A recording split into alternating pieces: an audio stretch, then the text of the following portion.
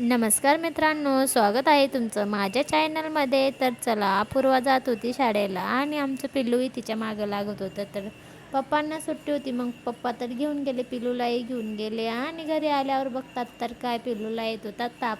तर पिल्लू असे काही औषध पित नाही, मग तिला काहीतरी नाण दाखवला, पैशांचा नाण दाखवला. मग पिल्लूने मस्तपैकी औषध पिऊन घेतलं.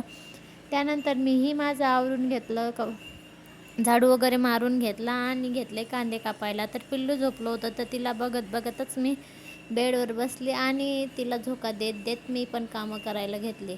तर कांदे वगैरे कापून घेतले, नंतर टमॅटो पण घेतला कापायला.